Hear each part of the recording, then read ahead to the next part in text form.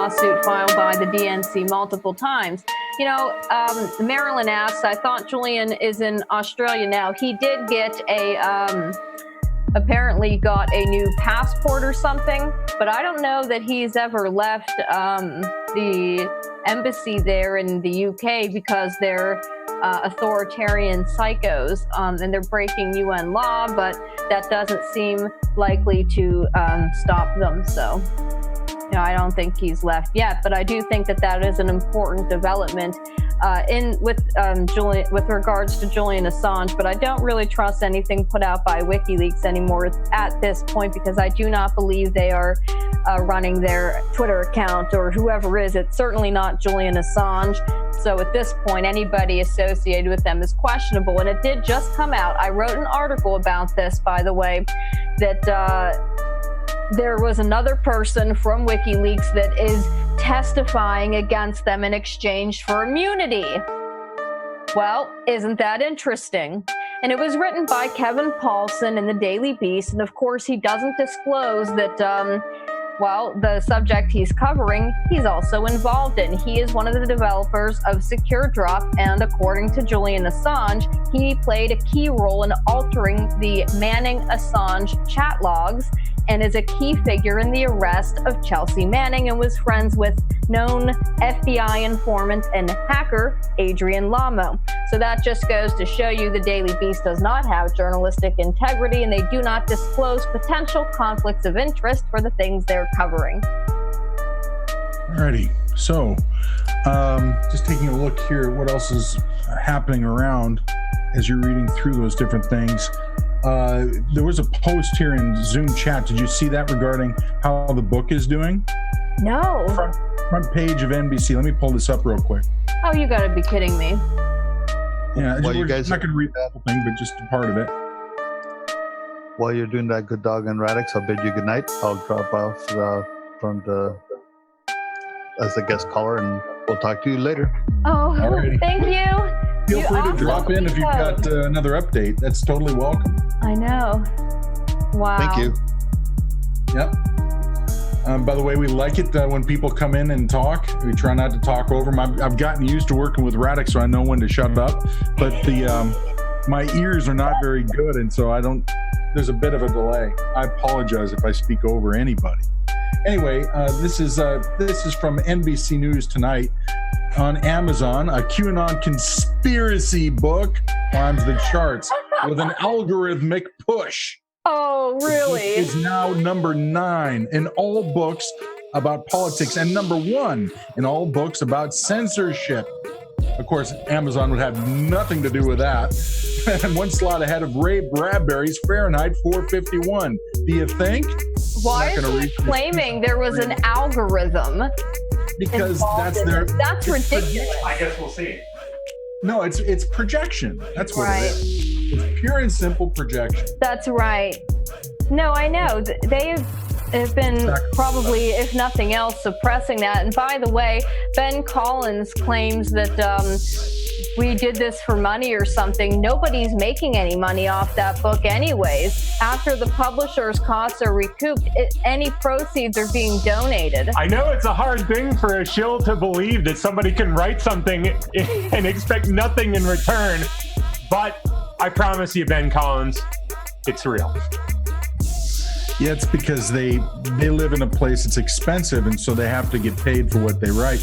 And they don't like it when American citizens do the writing and it moves right up the charts, because other American citizens want to hear it. We're in flyover country. We come from flyover country because we live in the flyover country. Check it out.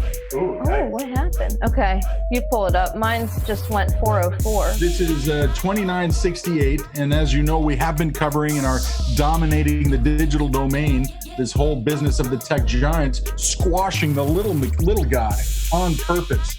But Q says, this is sent tonight just a moment ago, a bunch of different icons. Gmail, Masonic Royal Rich Apron. That's a description of what this image is about. Facebook looks like the Masonic Tubal Cain, which is Luciferian. The Apple App Store is the same as Android product structure, is the same as the Freemason compass and what do you call this angle? It's a compass. Square, thank you. Google is the same as the Divine King sign, 666. Google Play is the same as the seal of Satan, which of course we've been seeing that as we've been covering Sundar Pichai and his various dealings, including the back-end deals he's got regarding his finances, which we have an update on that, by the way. We just never get to it. I know. Google GPS, the Eye of Providence. That's also a Luciferian symbol.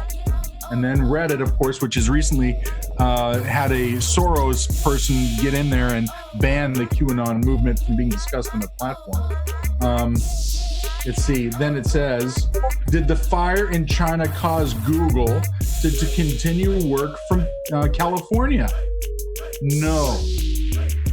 Those awake can see clearly. That's where we're going, because the next part in our series, after we finish the intro piece, which is dominating the digital domain, we're getting into the AI, artificial intelligence, and also 5G communications, which has everything to do with Google and what they gave away to China. They didn't sell it. There's no program to deploy it. They gave it to the Chi-Coms. That's the point. Let's take a look at this business, Fox Business. Yeah, right. There's two pieces here. I'll cover the first one if you want to cover, or you want to do the first one, I'll do the second one. I don't care. Go ahead. You take this. Okay. Google continues to work on controversial China search engine report. This is dated today, moments ago, by Joe Williams.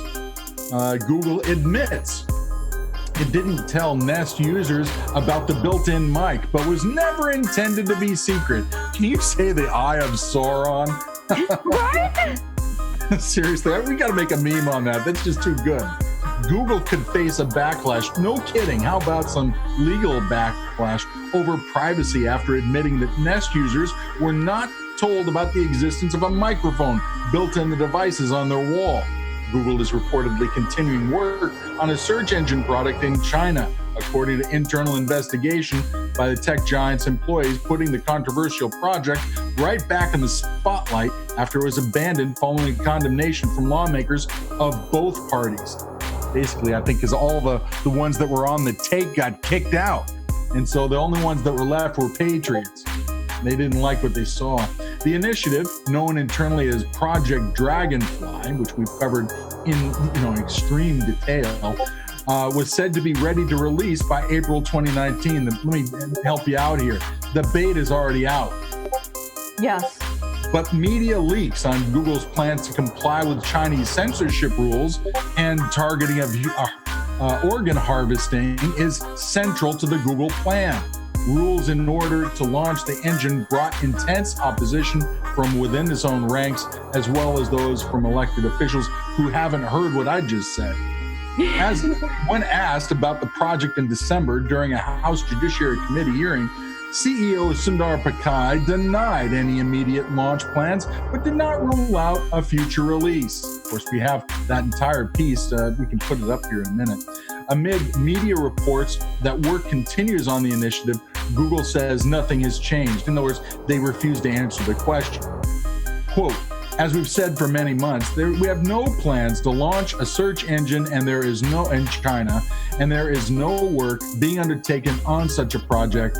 Team members have moved on to new projects, a spokesperson said. Okay, well, what about how about the Huawei individuals or the PLA that come in and work in your old studios with your old stuff and your old programs? Huh? How about that? We'll get back to that later. Anyway, I'm sorry. You're a little bit excited when I talk about this.